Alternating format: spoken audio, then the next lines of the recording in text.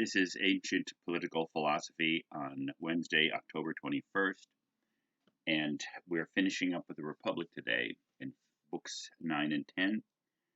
And on Friday, we'll turn to the ethics, the Nicomachean Ethics of Aristotle, books 1 and 2 in the preface and introduction by Joe Sachs. I just lost my train of thought, but we'll just go ahead and start talking. Okay, I sent out notes for today, and the four major topics I wanted to deal with in Book 9 are the overall theme of which is, and as Bloom points out in his interpretive essay, Book 9 is in some ways the true completion of the Republic. I know we've had several completion points throughout the book, but in Book 9, the complete answer to the question that initiated the Republic at the beginning of Book 2 with the Ring of Gyges and Glaucon and Adeimantos pushing Socrates to defend justice, not by virtue with respect to the external goods of wealth or reputation or honor or power that common opinion holds, is the promise of being just. Although, as we'll see, common opinion actually wishes that, but in reality, as we'll see, we'll come back to the common opinion in just a minute. And of course, Adeimantos is pushing Socrates to defend justice not by virtue of what happens with the gods and life after death.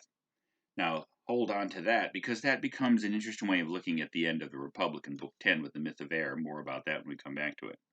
So, the main theme of Book 9 then is to answer the question is, which is the happier of the two human beings? The just individual, the tyrant, who's the most unjust individual, or the happy, just individual? So on 252, page 252, the marginal comment or marginal note 572a, what you have is a picture of the healthy, happy, moderate, just person. But on the other hand, I can suppose a man who has a healthy and moderate relationship to himself and who goes to sleep only after he does the following. First, he awakens his calculating part and feasts it on fair arguments and considerations, coming to an understanding with himself. Second, he feeds the desiring part in such a way that it is neither in want nor surfeited. Remember, moderation is not repression, as we would call it in the modern world today, nor is it abstinence. Moderation is experiencing the erotic part of the soul, but in harmony with and governed by the higher parts of the soul.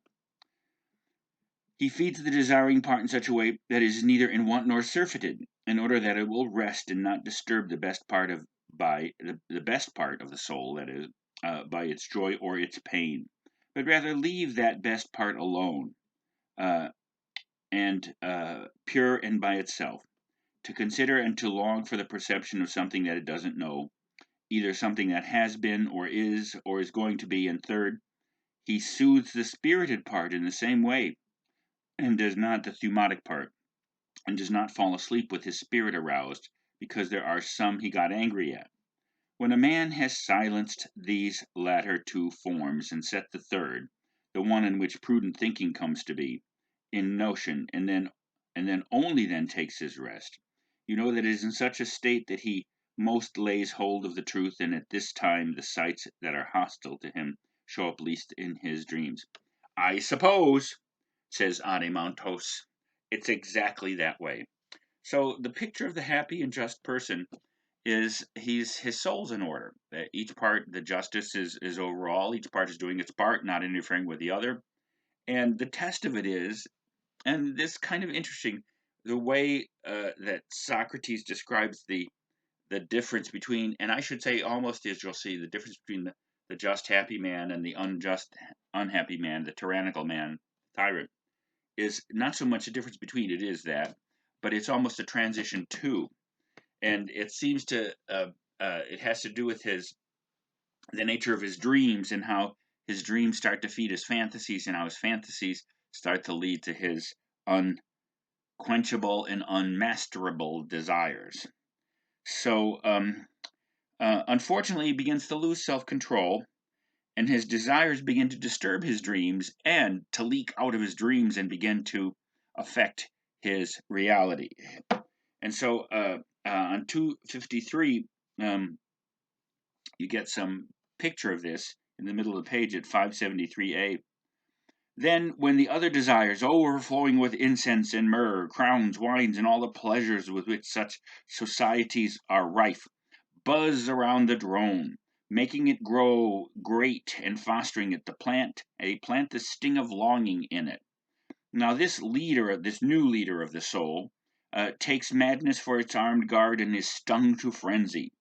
And if it finds in the man any opinions or desires accounted good and still admitting of shame, it slays them and pushes them out of him until it purges him of moderation and fills him with madness brought in from abroad. So, in a way, I think he's describing the process by which not only that we lose control, consciousness of, and control of our inner life and desires, once that process starts, fantasizing becomes an activity of the unsatisfied soul, and once the mind is in that image of imagining all the pleasures it could have if only restraints were thrown aside, then throwing aside restraint itself becomes pleasurable. And as you're going to see, it's not just that you, and therefore you want to put yourself in a position to get everything you desire with no limit. You want no limits, and that means legal or moral limits. I actually think this is a fair description of what happens to horrible human beings, may God have pity on their souls, who do all kinds of terrible things, like the children and kidnap victims and everything. It's the sheer pleasure of throwing away not only legal restraint, but moral restraint, the pleasure of being free from morality. And that's in a way defines the tyrannical soul. So anyway, that process starts, and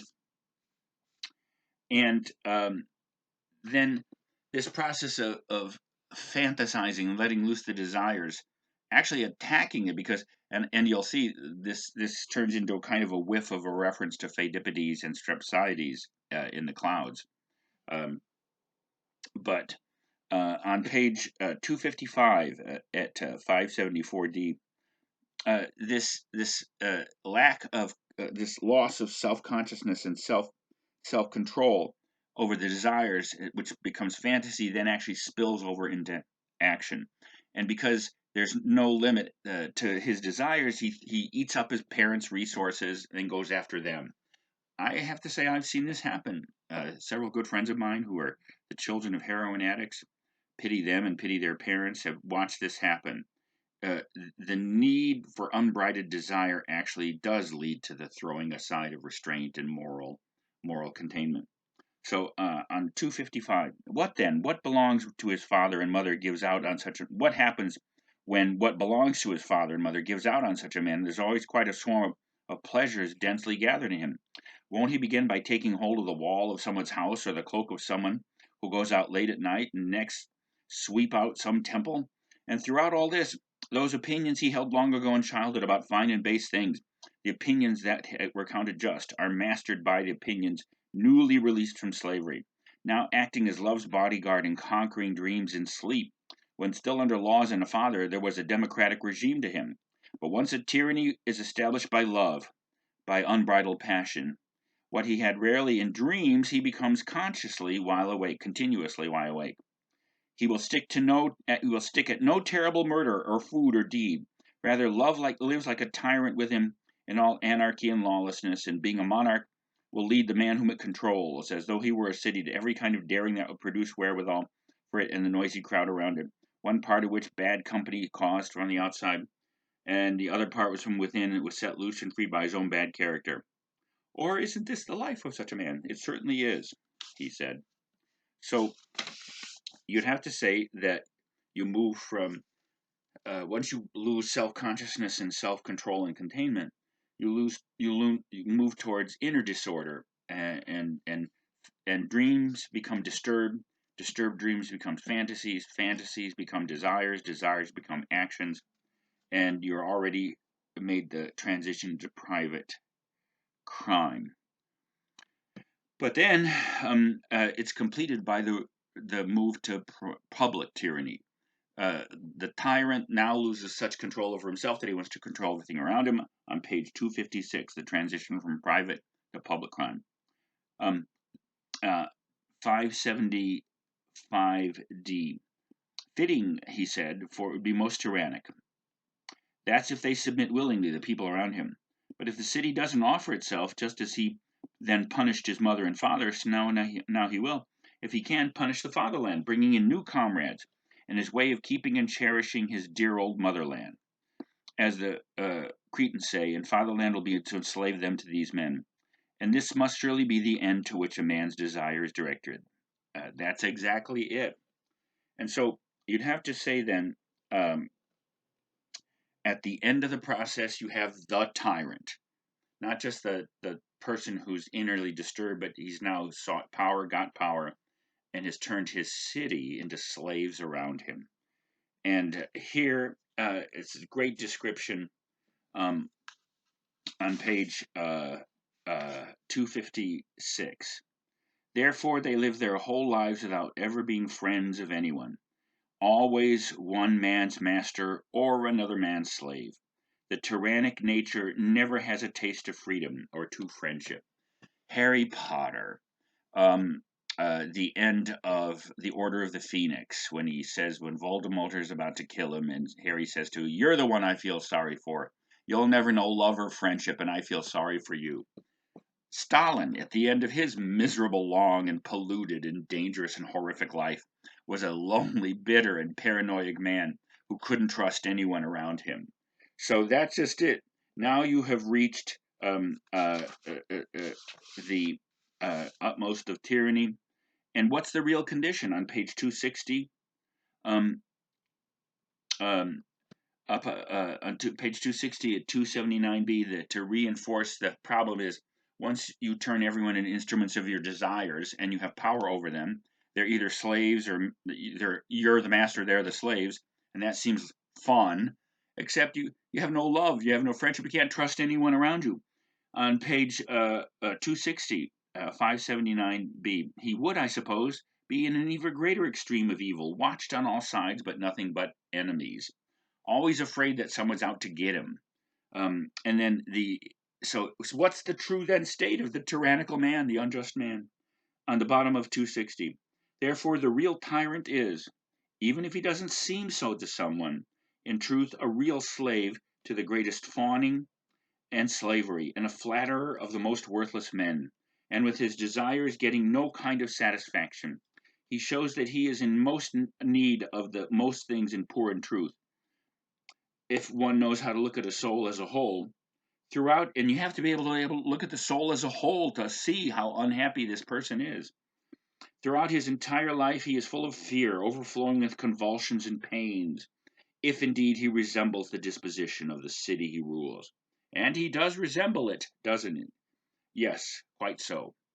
So, in some ways, the tyrannical man ruling over a city has destroyed the city around him. We're going to see in the Ethics and the Politics of Aristotle that citizenship and membership in the city is a kind of friendship. But if you turn everyone into slaves and into instruments of your desires, you destroy the friendship and the trust, the communal love, if you will, not the orgasmic thumos of 2 minutes hate, but the communal love of patriotism and friendship. That's all gone.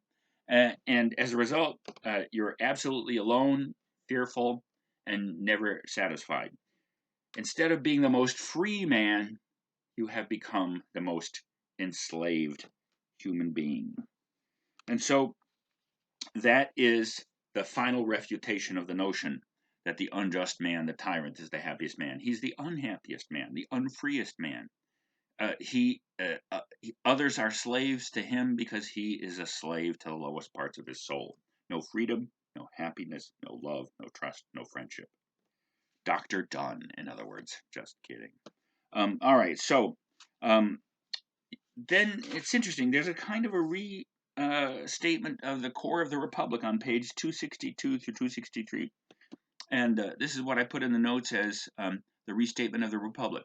Now, this isn't just an interesting summary to throw it in the essence of the Republic with respect to the parallel between the soul of the just person, or the soul of the individual, and the soul of the city, or the just regime, kind of summer up. Although you'll see, um, but I think it's there for a critical reason, as we'll see.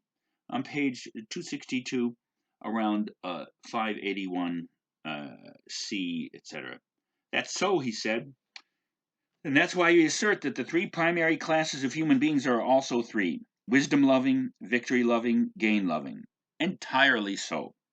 Then also of pleasures, there are three forms, one underlying each of these three. Certainly. Do you know, I said, that if you are willing to ask three such men, and each in turn, what is the sweetest of these lies, each would most laud his own. The money-maker will assert that compared to gaining, the pleasure in being honored or in learning is worth nothing unless he makes some money from it.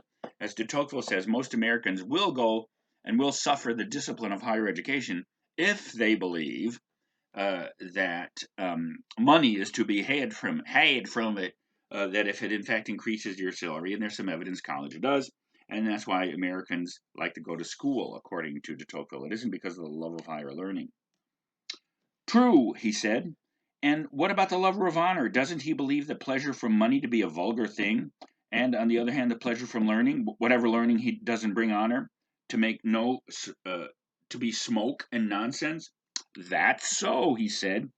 As for the lover of wisdom, I said, what do we suppose he will hold about the other pleasures as compared with that of knowing the truth as it is, and always being in some state of pleasure while learning? Won't he hold them to be far behind in pleasure? And won't he call them really necessary, since he doesn't really need all the others if necessity did not accompany them? That we must know well.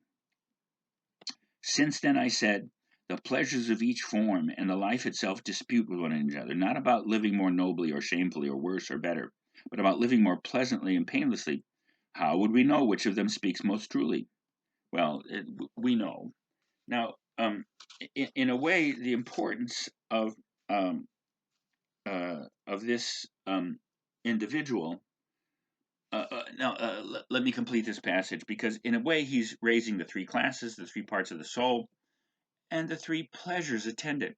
Now, we're going to see this question of pleasure and the good and pleasure, which was hushed in Book 6. And in many of your responses, I think you were asserting that since this Greek expression of hush seems to suggest Socrates may agree with Glaucon that pleasure is the good. Um, my instinct is no, he really does disagree, and it's something that can't be said because it's so easy to fall into that trap. It's so easy to mistake pleasure for the good because the good is pleasurable, and there are different pleasures. Aristotle is going to come back to the same question at the beginning and at the end of the Ethics.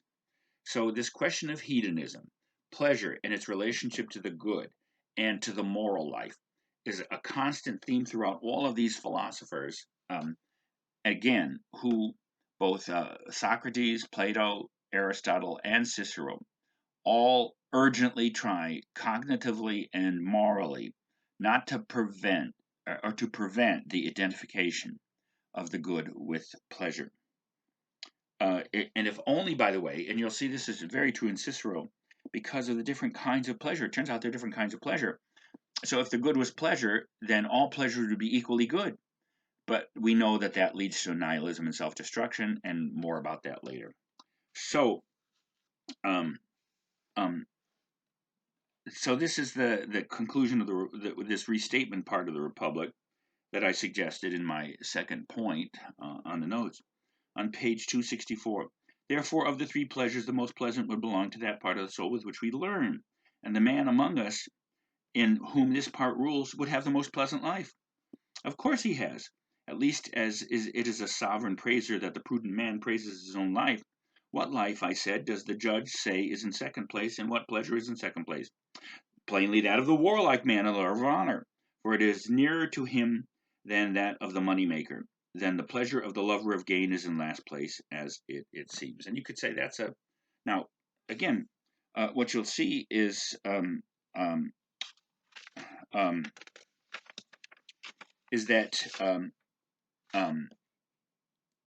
purpose of this restatement isn't just so that the main points of the Republic are recapitulated, but there's a critical purpose for this little digression or restatement, because now that we've seen uh, uh, how unhappy the unjust man and the tyrant are, the unhappiest of men. Um, Remember, I said it earlier and corrected myself because the common opinion tells you that honesty is the best policy and you get the things of this world if you're good, or that you are rewarded after death. It's true that's the common opinion, but don't forget there's an irony to this, because with the story of the Ring of Gyges, and this is really what's underneath these young men's curiosity about this and everyone's curiosity. Everyone says that it's you get the good things of this world when you're just, or we were rewarded in the next life.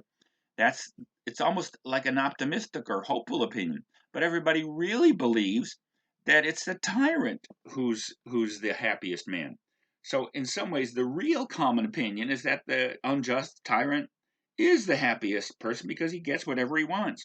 Now we've refuted that in the first part of Book 9, but you could say, well, it's because of these different kinds of pleasures and but it's only the one who really knows the scope of the soul and the ground of life.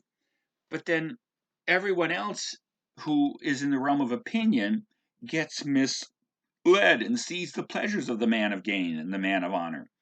And they mistake these pleasures for the true pleasure of learning and wisdom. And therefore, it's because of this that the many do hold the opinion that the tyrant is the happiest man. So, in some ways, this part of the Republic, of Book 9, is necessary to show how people make the mistake of thinking that because the tyrant gets whatever he wants, he's better off than anyone else. So you not only have to explain why the tyrant is so unhappy, you have to explain why the tyrannical way of life, the unjust way of life, seems to have such appeal. It's because secretly the masses who don't really understand the purpose of life or wisdom or see the soul clearly, they actually secretly envy the tyrant and they wish that they were that person. And you could say at the beginning of the Republic, these young men secretly wish they were Gyges. They want, so in some ways, the whole point of the Republic isn't to lead you to philosophic truth. It's to help turn your soul away from the things of this world sufficiently so that you no longer have the opinion that the things of this world constitute happiness, at least the material and honor and fame and fortune of this world. So, um, there's I have to point out, which is a fascinating thing, and I'm not sure I have a full grasp of this, but on so after this section, Socrates turns to the interesting question of like the objective measurement of the real happiness of and on pages 269 through 270 you see this interesting summary. Actually gets Glaucon to actually calculate how much happier.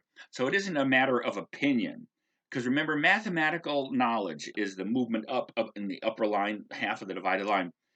Number in mathematics and counting and calculation is the form of intellection that ultimately leads you to the ability to see ideas. It's that first level of abstraction. So the only reason I think that I can grasp why it's in here is to confirm through mathematical precision that the just man is happier than the unjust man. Well, how much so? I'll just read the conclusion in the middle of 270. Then it becomes clear how great the distance of separation is on the basis of the square and the cube. You have to read the preceding couple of pages to see how he gets here.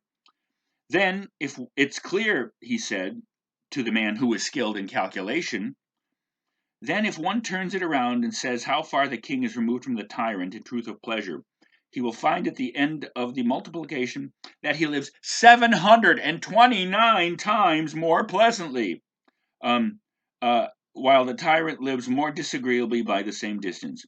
You've poured forth, he said, a prodigious calculation of the difference between the two men. So, is Socrates, Plato, serious about this?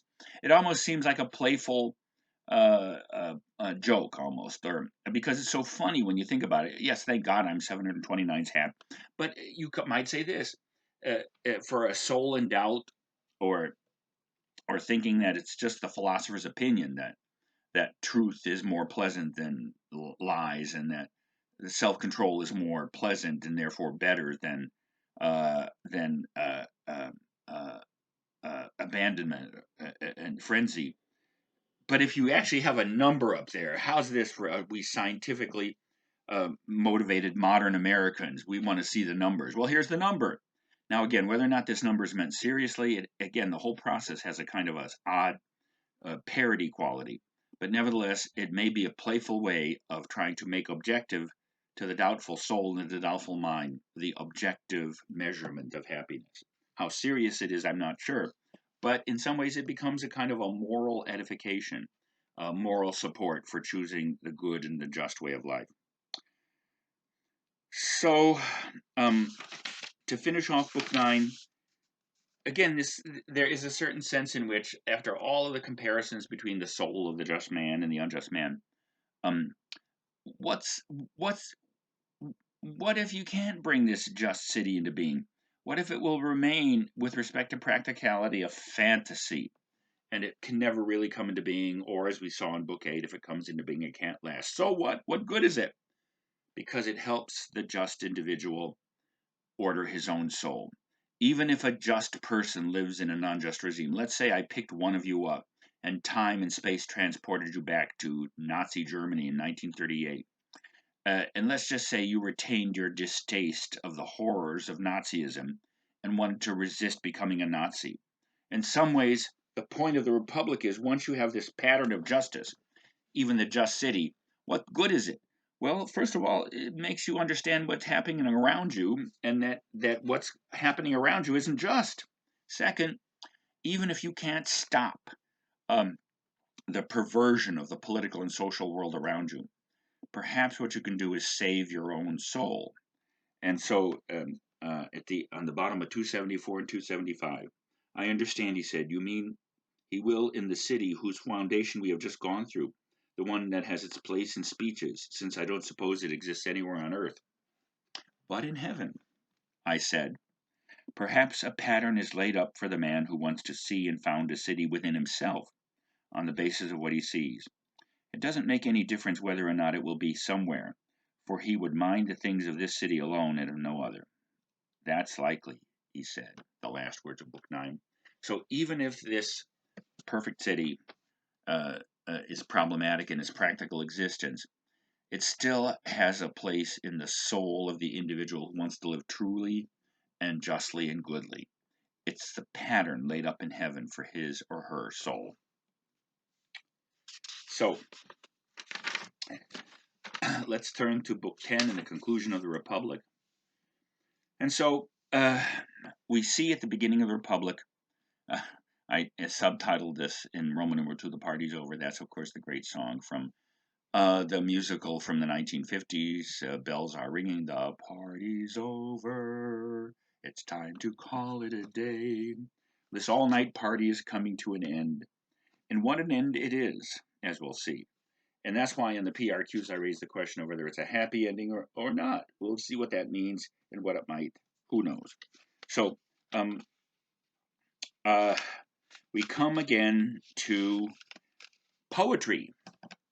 And we, as you'll see, there's a particular reason I think that Book 10 reconsiders poetry again, and then finds it wanting. And after you've gone through Book 6 and 7 and the nature of reality, the divided line, and all this, you realize that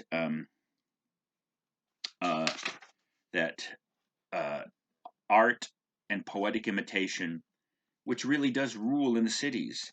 To go back to the image of the cave, your society, the poets and the religious leaders, the artists, and also the politicians, those are the guys behind the wall that have the puppet figures and are casting the shadows.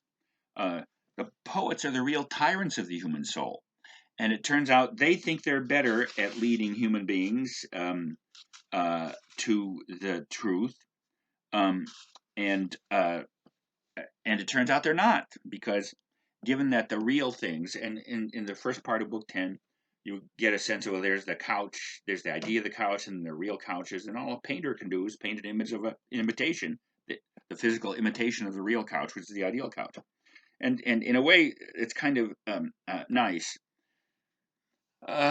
You could say that uh, what Socrates gets Glaucon to admit is that um, take a couch, a physical couch, made by a couch maker who really can make couches, who saw the idea of the couch and made a real couch, and that all the painter who imitates that, painter doesn't know couches. All he can do is create phantoms of the physical couch, which is an imitation of an imitation, and therefore possesses less reality. And the reason it's tyrannical, the reason that I think the poetry is reconsidered at this point, is because the poets are like tyrants of the soul. They want to have power over the humans that they create their art for, whether it's music, whether it's Queen or I was trying to mention other contemporary musicians, but I shocked a class a couple of years ago when I revealed to them I had no idea who Taylor Swift is. I know she's some singer. So these artists, these poets, these masters of imitation, they love the power they have over human beings, and and yet it's simply the power to awaken passion. So poets work their magic, artists work their magic by appealing to the passions and awakening the passions, and actually creating the passions and governing them by their art. And of course, if you've read a great novel or seen a great film or read a great poem or a great piece of music, the artist has a kind of power over you. And that's different from the power the philosopher has over you. The philosopher is actually granting you power over yourself by granting you the ability to see the inner life in you and around you and the nature of reality. All the artist is doing is appealing to your passions and desires, awakening them so as to have power over your soul. And do they make things better? On page 282, in the middle of that long paragraph. Um, Remember, all the poets do is create phantoms. Dear Homer, in the middle of that paragraph, this is around 599D. Um, this is Socrates speaking to the poets, especially Homer, the poet who more than any other poet shaped Greek life. Dear Homer, if you are not one we defined as an imitator, I'm sorry, dear Homer, do, if you are not third from the truth about virtue, a craftsman of a phantom, just the one we defined as an imitator, but also second and able to recognize what sort of practices make human beings better or worse in private or public, tell us which of the cities was better governed thanks to you. It's kind of dare. And I have to say, this is, I think, a response to Euthyphro and Aristophanes. So the thrust of this is given how real a pain. If you had a mechanic, a car builder, and a mechanic who built the car and can repair it and gave it to you, he saw the idea of a car and made a car and gave it to you. And a painter came along and painted a perfect picture of that car, so that whenever you saw the picture, you thought, "Man, that's hot. I love that picture of my car." But would you take your car when it broke down to the painter who was able to paint an image of the car but has no knowledge of curiosity? And so, in some ways, this is Socrates' final dethronement of the poets, but not a total abandonment. And remember, in book 2 and 3, the poets are dethroned, but not expelled. And as you're going to see, uh, the end of book 3 ends with a noble lie, which is a use of poetry for a philosophic purpose. And as you're going to see, the Republic itself ends with a kind of a noble lie. More about that. So poetry isn't expelled, but it's dethroned and tamed, and it's revealed. And I think this is why book 10 comes after book 9. Again, I love being brilliant, because you need the full discussion of tyranny and the inner state of the tyrannical soul, the slavish soul to its own passions, in order to see the full indictment of art. Art's great. Music is great. As, as Socrates says in Book 3, no other external thing, almost, at least to the non-philosophic soul, enters in and possesses the soul like music does, like art does. So Plato, Socrates are not blind to the power of art, but they are trying to make you see that artist as artist can't lead you to the good life. And it turns out, because both if you remember, and why is this the response to Euthyphro and Aristophanes? Because remember, Euthyphro argued when he was with respect to the poetic stories of the gods. Remember, he learned to screw his own father because of what Zeus did to Kronos and what Kronos did to Uranus. So, in some ways, this is the Republic's full response to Euthyphro and to those who advocate poetic and pious stories as the way of making cities. And because Euthyphro says these stories make the individual and families and cities better. No, they don't. And this is what Socrates, Plato have said on page 282. Show me one Greek city made better by your poetry, Homer. Show me one human being made better by your Bible, O Moses, O authors of the New Testament, O Muhammad, and all the other poetic poets and poetic prophets who spin their religious poetry and get us to dance to it. Ellen, like the shadows on the wall of the cave. Do you really make people better when all you do is awaken their taste for imitations and actually your ability to have power over their soul actually prevents them from seeing the truth? So in some ways, that's why I think this dethronement, this initial dethronement of poetry occurs at book 10. After book 9, the final dethronement of poetry has to come after the full exposure of tyranny. So um, so as you'll see, uh, the next topic that um, uh, Socrates takes us to in book 10, he reminds us of the transience and the brevity of life. After all, Socrates, Plato has taught us to look inside and look up and see that the true things are the eternal things, the immortal things, the ideas, the idea of the good that gives the universe its being, gives the knower his knowing. And in the Song of the Dialectic from Book 6, that being itself becomes completed and good when the philosopher and his friends sing the common song of the dialectic and see truth and being. By the way, um, this leads to a happy life, a decent man. Um, but then what about the question of the external goods of happiness? Because if you really start looking up toward the eternal things, then you'll see that human life is very brief, and uh, and and that's why I think this last insertion before the end of the book, we what is it like to live a mortal, limited, transient life? Um, um, uh, in while you're busy looking at the eternal and never changing things.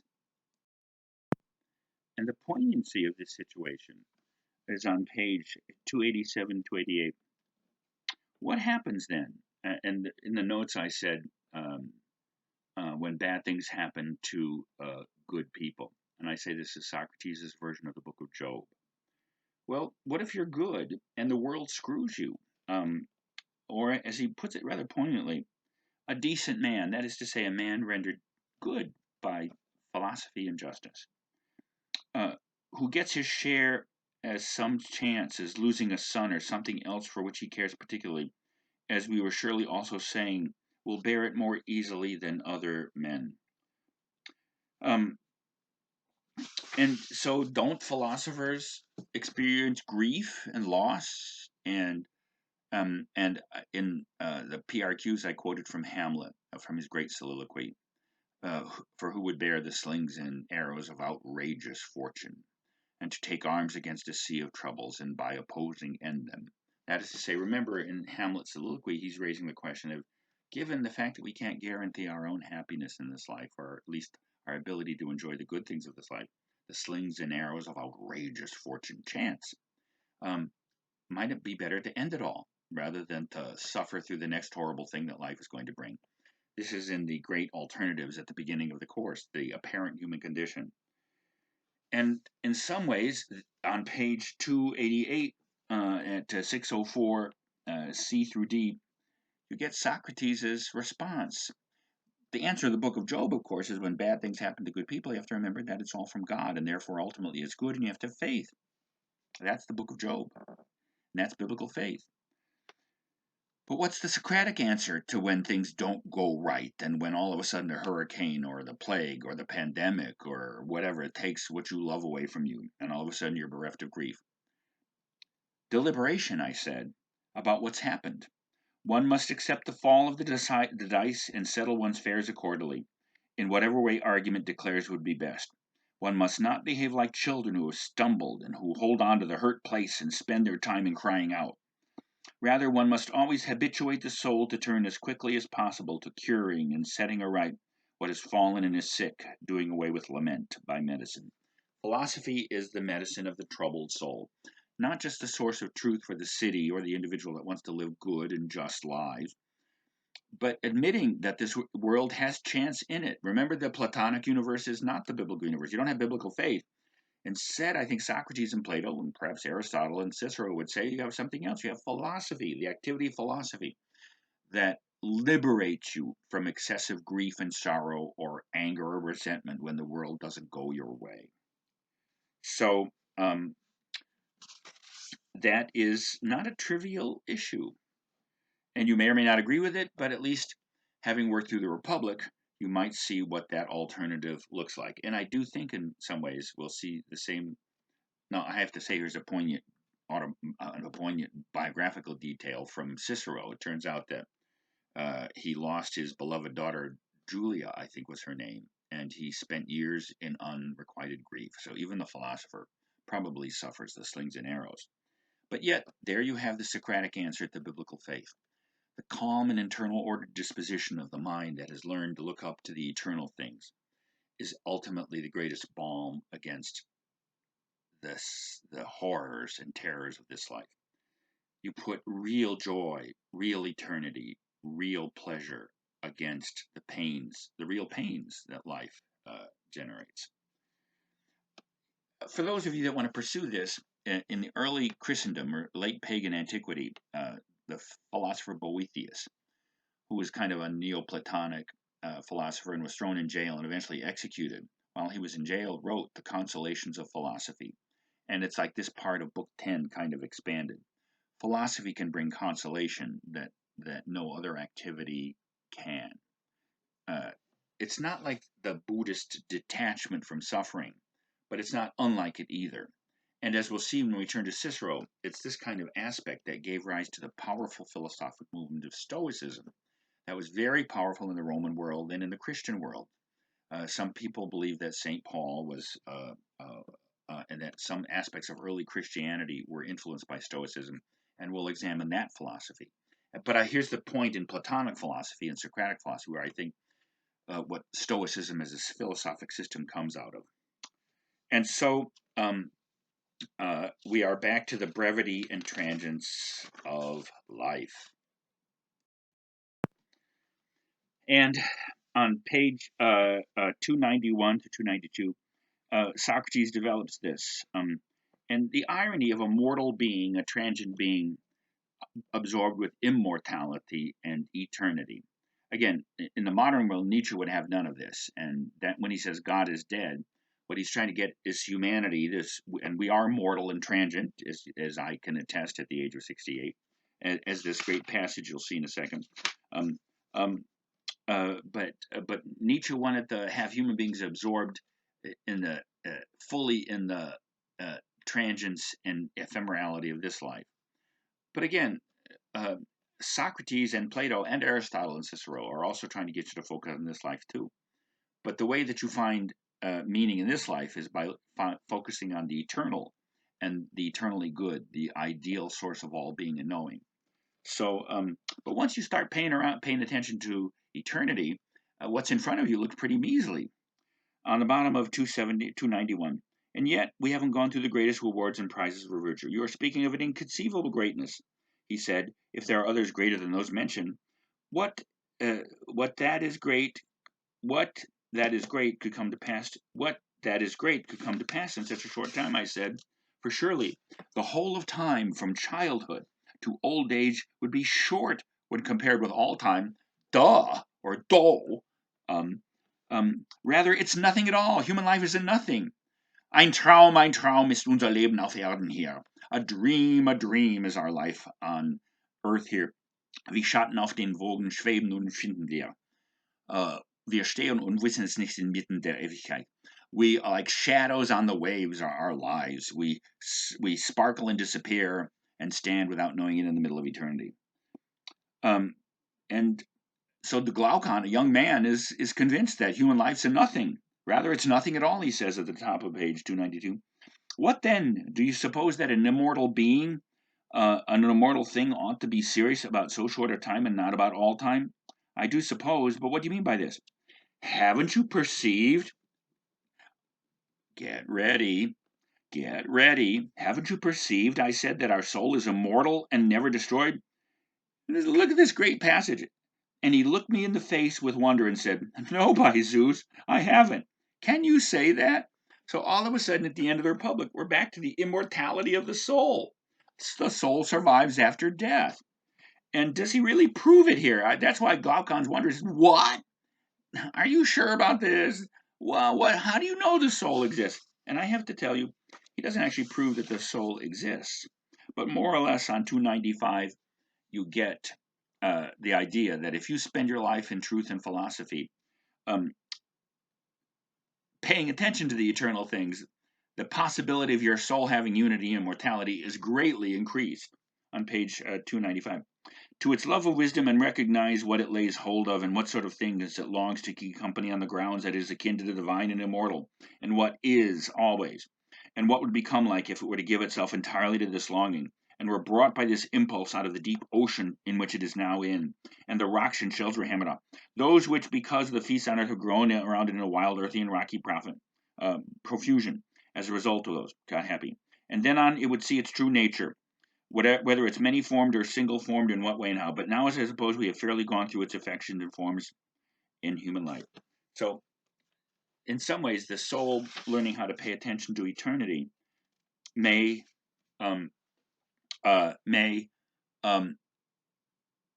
possess some aspects of eternity. That's not exactly the same thing as guaranteeing that the soul lives after death, or that the soul is immortal in the sense of being separate from the body. But it may be close to it. And so the Republic comes to an end. How? On page 297. Well then, I said, such would be the prizes, wages, and gifts coming to the just man, while alive from gods and human beings, in addition to those good things that justice itself procured. A one-sentence summary of the Republic. And they are, he said, quite fair and sure ones. Well, I said, they are nothing in magnitude or multitude compared to those that await each when dead, and these things should be heard, so that in hearing them, each of the men will have gotten back the full measure of what argument owed him. Glaucon's reaction. Do tell, he said, since there aren't many other things that would be more pleasant to hear. I will not, however, tell you a story of Alcinous, I said, but rather of a strong man, Aer, the son of Arminius, by race a Pamphylian. Once upon a time, and so the myth of Aer, the myth that the soul survives and is weighed by fate, necessity, and memory, and that the gods reward in this cycle, and that the tyrants and everything are born into animals and lesser beings. It's almost like a Hinduistic version of this, but that the good soul is reunited forever in happiness with the company of its companions in heaven. Now, so we're at the end. What can you say about this interesting ending? You could say this: if the Republic had succeeded and had defended justice and goodness, not on the basis of the affairs of this world or reward after death. When Socrates opens up the possibility of telling a story about the afterlife, you could say, if the Republic had a happy ending, if it really succeeded, then you could say, well, Glaucon would say, no thanks, don't need it. I got the happiness I got through philosophy. I'm not concerned about my life after death because I have all the happiness a human being can have in this life, and I don't need the afterlife in order to secure my happiness or to believe that justice is rewarded. So the fact that the boys, at least Glaucon, who is the smartest of the guys there, even smarter than his brother Adeimantus, you would say if the smartest of the smart ultimately still long to hear the stories of the afterlife, even after a night's journey through philosophy and eternity and truth. You could say perhaps the Republic hasn't succeeded, because even in these young philosophic souls, they still long to hear stories of the afterlife. You could also say perhaps that it's just a hedge, that not everyone's in that group is a Glaucon, and therefore maybe Socrates is hedging his bet. And remember, the authority of the myth of Ir has no more authority than any other story or myth of the gods. It's not based in philosophic truth. It's not based on observation. It's a myth. It's a story. And therefore it has no more authority than Santa Claus or the Tooth Fairy or Dr. Dunn's successful completion of his PhD. These are all historical myths designed to. So you could say, okay, all Socrates, Plato are doing is ending the book with a salutary myth, like the noble lie at the end of book 3. Not everyone's going to be philosophic. So what you've done is you've got this giant bun of piety in which in the middle is this hot meat of this internal delicious thing of philosophy. But maybe not everyone's philosophic, and to make sure, you still end with a story of life after death and reward for the just after by the gods. But I think you could say this, and we'll talk about the manner of writing of Plato versus Aristotle, etc., versus Socrates. You could say, perhaps, that the Republic ends on a myth, which is an unphilosophic way to end a book on philosophy, because, don't forget, Athens killed Socrates, but they let Plato live in a long time, and they let him start his school, as I mentioned at the end of Book 8, and the same with Aristotle. Perhaps Plato found a way of taking what Socrates did and rendering it less dangerous to the city because he hid it in myth and therefore somewhat answered the charges that Socrates doesn't believe in the god of Athens. By the time you get to Book 6, you know Socrates doesn't believe in the god of Athens. He believes in the ideas, and the ideas of the good are the real gods of the universe, but have nothing to do with the stories of those crazy mixed up teenagers on Mount Olympus. Yet, the Republic begins with a religious celebration and ends with a religious myth. Most people probably read philosophic texts like they read all books, like undergraduates. Sorry, no insult intended. But that means to read a book like The Republic, like an undergraduate would read it, or like Nosman on Philosophy, you pick it up, you look at the beginning, you look at the end. Oh, it's God, it's reward. The gods exist. They reward everyone. But it's only the reader who digs deep into the interiority and has the patience to see philosophic argument extended that understands that the religious ceremony at the beginning and the religious myth at the end are simply window dressing for the true light within the window inside.